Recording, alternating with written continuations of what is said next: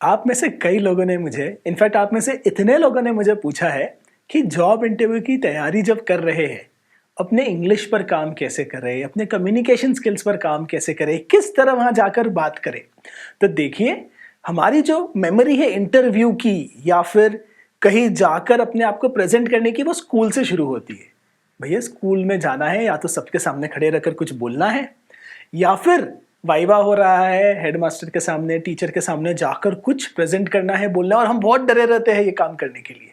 तो देखिए, job interview जो है, जिससे आप बात करने वाले हो, कुछ साल बाद आप उनकी सीट पर बैठे होंगे। ये चीज़ स्कूल में नहीं होती कि 2-4 साल में आप उस सीट में होंगे। अगर आप लकी हो, अच्छे जॉब में जा रहे हो, अच्छा एक्सपोजर मिले, हो सकता है फर्स्ट राउंड ऑफ इंटरव्यूज या एग्जिस्टिंग इंटरव्यूज में साथ में आपको 1-2 साल में ही बिठाया जाने लग जाए। तो आप जो है, डरिए मत। आप जिससे बात कर रहे हैं वो कुछ ही साल पहले आपके शूज में था, वो आपके ही बराबर है, शायद आप ही के जितना पढ़ा लिखा है, और आप जब उनसे बात कर रहे हो, आप ऐसे सोचो कि आप अपने ही जैसे किसी व्यक्ति से बात कर रहे हैं। इसमें डरने वाली या घबराने वाली बात नहीं है। अब मैं आपको एक चीज और बताना चाहता हूं। जब हम कम्युनिकेशन स्किल की बात करते हैं, तो communication skill does not mean your English needs to be very good. Good language skills, good English speaking, being able to speak English accurately is different than communication skills. Communication skill का मतलब यह है कि मेरी जो भावनाएं हैं वो आप तक पहुंचे। अच्छे से इंग्लिश बोलने का मतलब है that I can speak a proper sentence in English which does not have any punctuation, grammar, other kind of mistakes. अब देखिए, मेरी अंग्रेजी में आपको बता रहा हूँ बहुत ज़्यादा अच्छी नहीं है, मेरी हिंदी भी शायद बहुत ज़्यादा अच्छी नहीं है, लेकिन भावनाओं के मामले में मुझे लगता है ठीक ठाक काम हम कर लेते हैं। क्या बोलते हो आप? शायद आप अग्री करते हो, शायद नहीं करते हो। नहीं करते हो तो डिसलाइक करना वीडियो को, अग्री करते हो तो लाइक कर देना। सो ऑनेस्टी जो है, कम्युनिकेशन में मानता हूँ ऑनेस्टी बहुत ज़्यादा ज़रूरी है। इसलिए अक्सर जब मैं ऐसे वीडियोस आपके साथ बनाता हूँ, मैं यहाँ आके थोड़ी बकवास भी करता हूँ, क्योंकि दैट इज़ बीइंग नेचुरल। हम हमेशा रोबोटिक नहीं रह सकते। हम हमेशा जो है किसी ऑडियंस के सामने खड़े हैं, स्पीच दे रहे हो और परफेक्शन की मूर्ति बन के खड़े रहना है, ये भी ज़रूरी नहीं होता है। इसके लिए आप देखेंगे, जब मैं बात कर रहा हूँ आपसे, एक नेचुरली स्माइल भी आती है, बिकॉज मैं आपसे जो है भावनाओं को कम्युनिकेट कर रहा हूँ, शब्दों को नहीं। शब्द आपने बहुत सुने होंगे, शब्द आप पढ़ भी सकते थे कहीं ऑनलाइन गूगल पर सर्च करके, लेकिन आप वीडियो देख रहे हैं, सो उसमें डिफरेंस है। इसी तरह जब इंटरव्यू आप कर रहे हैं, इंटरव्यू आपसे चैट क्यों नहीं कर रहा कि चलो चैट कर लेते, ईमेल पर इंटरव्यू कर लेते, वो आपसे मिल क्यों रहा है? क्योंकि वो आपको जानना चाहता है, आपको देखना चाहता है, भावनाओं को भी समझना चाहता है आपके शब्दों के साथ साथ। So good communication skill is not equal to good English speaking. इसे आप समझ लीजिए। इंग्लिश इंप्रूव करोगे, ग्रेट, आपका कॉन्फिडेंस बढ़ेगा, ग्रेट, एंड कम्युनिकेशन स्किल जो है वो नेचुरली थोड़ा इंपैक्ट होगा, लेकिन कम्युनिकेशन स्किल पर आपको अलग से काम करना है। कम्युनिकेशन स्किल्स की जब हम बात करते हैं, मैं आपको एक राज बताता हूँ। मैं जब स्कूल में था, और शायद अपने जूनियर कॉलेज में भी, 10th 11th 12th, मैं 2 सेंटेंस भी पूरे बोल नहीं पाता था बिना अटके। मैं किसी के साथ कुछ बोल सकूं या किसी स्ट्रेंजर के सामने अपना मुंह भी खोल सकूं, इतनी भी हिम्मत नहीं होती थी। और ये कोई कहने की बात नहीं, ये फैक्ट है। मुझे सच में ये प्रॉब्लम था कि मैं एक तो कॉन्फिडेंट नहीं था बोलने के लिए किसी के सामने कोई चीज़, बट उसके साथ साथ मैं अगर बोलना चाहता भी था तो कई बार जो है मेरे मुंह से शब्द आते नहीं थे, मैं अटक जाता था। जब मैंने वो कौन सी पिक्चर थी आमिर खान साहब की, तारे ज़मीन पर, जब वो मैंने पिक्चर देखी, मैं रो पड़ा था। ऐसी हालत थी कि मतलब हाँ, ये मेरे साथ ऐसा ही होता था। मुझे लगा कि हाँ, ये भी मेरी तकलीफ थी। और अगर मैं आज यहाँ आ सकता हूँ, आपके सामने लाइव इतनी देर बात कर सकता हूँ, घंटों तक लेक्चर्स दे सकता हूँ हिंदी में, इंग्लिश में, तो बिलीव मी, देश विदेश हर जगह जाकर ऑडियंस के सामने मैंने पिच किया है, अपनी कंपनी बेची है, लेक्चर्स लिए हैं, ये किया है, वो किया है, और मैं आपको बता रहा हूँ, अगर मैं वहाँ से लेकर यहाँ तक आ सकता हूँ, तो आप भी अगर लगन से काम करें तो यू कैन मेक इट। ये कॉन्फिडेंस आपको देना ज़रूरी था। एंड मैं बता रहा हूँ, मुझसे बड़ा गोबर कोई नहीं था, तो मुझसे अच्छा इंस्पिरेशन आपके लिए कोई नहीं हो सकता। इसमें कुछ मैं आपको स्पेसिफिक टिप्स देता हूँ जो आप आज से ही इम्प्लीमेंट कर सकते हो, और कुछ चीज़ें मैं आपको ऐसी बताता हूँ जो आप ओवर टाइम अपने आप में डेवलप कर सकते हो। सो पहली बात, जब भी आप वर्क, ऑफिस, जॉब के संदर्भ में किसी से कम्युनिकेट कर रहे हो, रिटर्न कम्युनिकेशन, व्हाट्सएप हो, ईमेल हो, कहीं भी हो, आप SMS लिंगो में नहीं लिखेंगे, आप YOU लिखेंगे, यू वाला यू नहीं लिखेंगे, समझे आप? KNO नो नहीं लिखेंगे, KNOW नो लिखेंगे, आप समझे? SMS लिंगो में जो हम चैट करते हैं अपने दोस्तों से, वो अगर आप ऑफिस कम्युनिकेशन वैसे करेंगे तो आप जो है कम्युनिकेशंस को वैल्यू नहीं करते, उन शब्दों को वैल्यू नहीं करते कि आप कितने अच्छे से अपने आप को कम्युनिकेट कर रहे हैं, आप इसकी वैल्यू नहीं करते। ये सामने वाले को लगता है। अनगिनत ऐसे रिक्रूटर, कंपनी के ओनर, CEO, उनको मैं जानता हूं जो प्राइवेटली और पब्लिकली भी ये कहते हैं कि यार आजकल के बच्चे SMS लिंगो में लिख देते हैं, जॉब लेने आए हैं, क्या समझते हैं, ऐसे क्लाइंट को लिख देंगे तो कैसे चलेगा। इनफैक्ट जो अच्छे व्यक्तियों को मैं जानता हूं, जो आप कह सकते हैं कि इंडस्ट्री में आज एक सीनियर पोजीशन पर है, या जो सच में अच्छे क्वालिफाइड लोग हैं, वो लोग जब पर्सनल कम्युनिकेशन भी करते हैं, वो अपने शब्दों पर जो है बहुत ज़्यादा कंट्रोल रखते हैं। अपने शब्द जो है वो पूरे सेंटेंसेस प्रॉपर्ली लिखेंगे, अच्छे से एक्सप्लेन करेंगे। वो पर्सनल कम्युनिकेशन में भी कोई ढिलाई नहीं रखते, वो अच्छे से कम्युनिकेट करते हैं। They are at their best always, क्योंकि ये उनका नेचर है, ऐसे ही वो है कि वो प्रॉपर्ली कम्युनिकेट करेंगे, प्रॉपर्ली चीज़ों को लिखेंगे। तो इस हैबिट को अगर आप इंटरनलाइज करें और SMS लिंगो को ना कह दे, तो आप जो है अच्छे कम्युनिकेटर बनने की तरफ एक बड़ा स्टेप लेंगे। आमिर खान साहब की हम बात कर चुके हैं।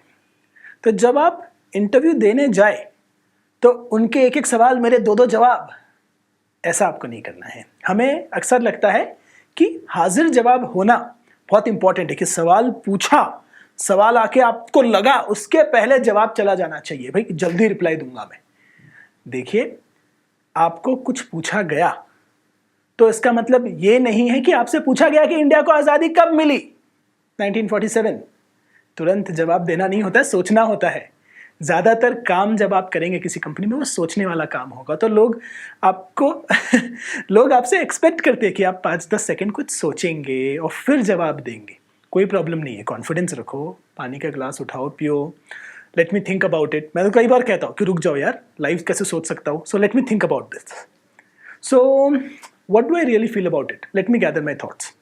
कई बार मैं ऐसी चीज़ें करता हूँ। इंटरव्यू कहीं भी वो एक कन्वर्जेशन है, राइट? ऑफकोर्स अगर उन्होंने आपसे पूछ लिया कि पिछले जॉब में आपके रोल्स क्या थे, आपकी ड्यूटीज़ क्या थी, तो ऑफकोर्स आप सोच रहे हो या कोई कुछ बना रहे हो, ज़्यादा सोचोगे तो वहाँ तकलीफ हो जाएगी। वहाँ तो आपको पता होना चाहिए कि हाँ, ये 4 चीज़ें मैं की थी। बट उसमें भी स्टाइल होता है बोलने का। जैसे आप शुरू कर सकते हो और बोल सकते हो कि let me first tell you things I did not do. ये सीनियर पोजीशन में होता है जहाँ पे कि ये चीज़ें मैंने नहीं की, ये चीज़ें मैंने की थी। थोड़े आप एंट्री लेवल पोजीशन के लिए अप्लाई कर रहे हो तो ठीक है, आप शुरू कीजिए कि क्या क्या चीज़ें मैंने की थी। बट हाजिर जवाब हमेशा, कमिंग बैक टू टॉपिक, हाजिर जवाब होना हमेशा ज़रूरी नहीं है। आपको जो है सोचने का समय मिलेगा, आप सोच के जवाब देंगे। अगर 5 सेकंड भी ले ले आप सोचने के लिए, तो सोच कर जवाब देंगे, आपका कॉन्फिडेंस ज़्यादा होगा, आपका जो फ्रेमिंग होगा सेंटेंस का वो भी बेटर होगा। स्पेशली अगर आप नेटिव इंग्लिश स्पीकर नहीं हो और अंग्रेजी में जवाब दे रहे हो तो। एक चीज़ और है, लाखों करोड़ों लोगों ने ये वीडियोस देखे हैं कि मैं सोचता हिंदी में हूँ या सोचता लोकल लैंग्वेज में हूँ और बोलता इंग्लिश में हूँ। अरे भाई, ये नॉर्मल है। मैं बता रहा हूँ, आज भी जब मैं अंग्रेजी में कहीं कुछ बोलता हूँ, मुझे लगता है कि मैं सोचता हिंदी में हूँ टू सम एक्सटेंट। आप ऐसा सिर्फ सोच रहे हो, राइट? बट हमेशा ऐसा नहीं है, वो एक फीलिंग होती है। But over time with practice आप बोलोगे इंग्लिश में, आपका मतलब भी इंग्लिश में होगा, लेकिन आपके दिमाग में आप उसकी हिंदी भावना को भी इजीली समझोगे, क्योंकि दोनों लैंग्वेज आप अच्छे से जानते हो। It's as simple as that. उसमें ज़्यादा ओवर थिंक मत कीजिए इस टॉपिक पर। चलो सर, नेक्स्ट चीज़ जो है मैं आपको बताना चाहता हूँ कि अगर आप इंग्लिश में राइटिंग अच्छे से करेंगे तो आपकी इंग्लिश स्पीकिंग भी इंप्रूव होगी। क्योंकि जब आप राइटिंग करते हैं, आप सेंटेंस फ्रेम करते हैं, आप देखते हैं कहाँ कॉमा लगाना है, कहाँ सेंटेंस फ्रेम कैसे करना है, क्या सेंटेंस का मतलब सही आया, और वो एक नेचुरल प्रैक्टिस हो जाती है आपके लिए इंग्लिश बोलने के लिए। इसी के साथ साथ जो टिप आपको बचपन से दिया जा रहा है आज तक कि आप अगर अंग्रेजी में पढ़ेंगे तो भी आपकी अंग्रेजी राइटिंग और स्पीकिंग थोड़ी इंप्रूव होगी। सो अंग्रेजी में पढ़िए, इंग्लिश आर्टिकल्स पढ़िए, सिर्फ इंडियन आर्टिकल्स मत पढ़िए, इंडियन पब्लिकेशंस में मत पढ़िए, और छोटे आर्टिकल्स मत पढ़िए, थोड़े लंबे आर्टिकल्स पढ़िए, एडिटोरियल्स पढ़िए। आपको अगर टेक्नोलॉजी में इंटरेस्ट है तो thewords.com बहुत अच्छी वेबसाइट है, अमेरिकन वेबसाइट है, इंटरनेशनल वेबसाइट है। लंबे लंबे कुछ अच्छे आर्टिकल और एनालिसिस यहाँ होते हैं। टेक के बारे में भी आपकी जानकारी बढ़ेगी, जिसमें आपका शायद नेचुरल इंटरेस्ट हो, और उनकी इंग्लिश पढ़कर भी आप जो है नए शब्द सीखोगे, नए सेंटेंस बनाने के तरीके सीखोगे। अब आप सोच रहे होंगे कि ये इस वीडियो में तो खाली टिप्स दिए जा रहे हैं, बताए जा रहे हैं कि अपनी अंग्रेजी कैसे सुधारो, अपने कम्युनिकेशन स्किल्स कैसे सुधारो। तो मैं आपको एक बात और बताता हूं। एक और वीडियो मैंने बनाया है, वो आपकी वोकैबुलरी एक्सपैंड करने के लिए है। उसमें मैंने आपको कई सारे अंग्रेजी शब्द बताए हैं, उनके सेंटेंस में उपयोग बताए हैं, उनके मतलब बताए हैं और वो शब्द क्यों जरूरी है ये बताए हैं।